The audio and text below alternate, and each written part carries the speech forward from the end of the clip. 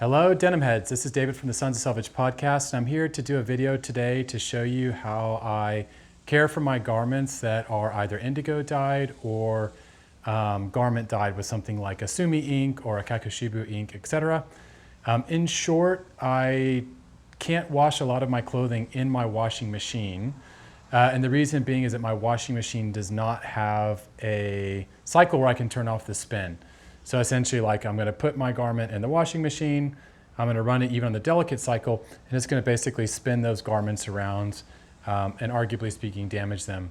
So what I've found is a different way to wash things is a bit of an old school way where I do it by hand.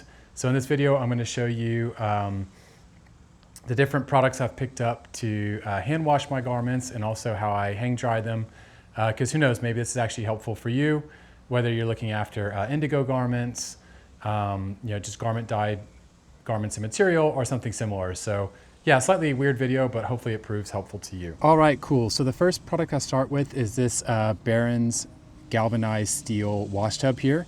This is the 12-gallon tub and it's the square format. So you can see it's not entirely circular. It's got kind of a square shape with rounded off edges. It's got some handles here to kind of help you drain the water out when you're done. The second item I have is also Barron's. So this is the 12.5-inch wide by 24.5-inch long galvanized steel scrub surface washboard. Both these products, I bought them at Ace Hardware, so like you can easily find them in most cities. But just because I love indigo and all things blue, I actually dyed this with a quote-unquote indigo, or really just a reddish blue wood stain. Actually doesn't really do anything, it just looks cool, I'll be honest. It doesn't actually add any functional value as far as I'm aware.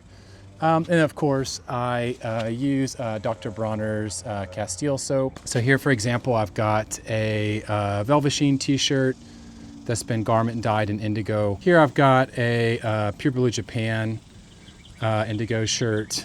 Here I've got some UES, I forgot what they call these, but they're UES shorts that are dyed in a sulfur dye.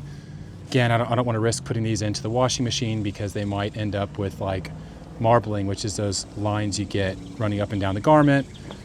And then here I've got some Studio D'Artisan jeans that they were exclusive to Blue Owl, where they're actually dipped in sumi ink on top of an indigo jeans. I can't run the risk of my washing machine that lacks the ability to turn off spin cycle with these garments because it might ruin them. I've already got some water in here with the Castile soap from Dr. Bronner's mixed in, so I don't have to really worry about mixing more in, and a little goes a long ways because the Dr. Bronner's is concentrated, so you can see just a little bit here. It gives you that kind of milky white liquid, which helps you know that you've got some Castile goodness.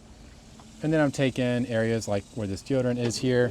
I'm actually just like literally hand rubbing it on the washboard. And that'll actually remove the stuff that I want to take off the garment. Okay, cool. Now I'll show you the same procedure on a pair of jeans. So again, I've soaked these guys for a little bit. I'm basically just working through maybe like 6 to 9 inches of the garment at a time, and then folding it over on itself and washboarding the material.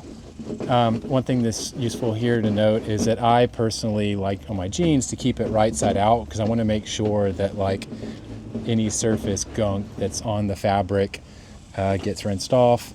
And then of course, I'd flip the jean around and do the exact same thing on the other side of the garment. And of course, I should mention that because these are galvanized steel, you don't want to leave them with water in the items. All right, so I'll also now show you the next product I use. This is my drying rack. I've actually owned 2 drying racks from the same company in my lifetime. The company's called Leifheit, Leifheit. And these are their Pegasus series drying racks. So this one's the 150 size and a special black color they did for a while, but generally if you get the 150 size, you're looking at about roughly that much drying space. Why I like this thing is you have these kind of limbs that can fold in to hold extra garments. You got these kind of guys on the side, which are great for hooking on like socks or things like that, or neckties. And then what's really cool here is these legs are narrow enough where you can actually set this inside of a bathtub and dry garments directly in your bathtub. When I lived in the UK, that was super important because you didn't necessarily want to dry garments outside, or you didn't have a garden to put them in. So for me, this is a great way to dry a lot of garments without a lot of surface area. Yeah, the last one of these I owned it for at least 10 years and had zero issues with it. So this is actually my second one I bought when I came back to the US.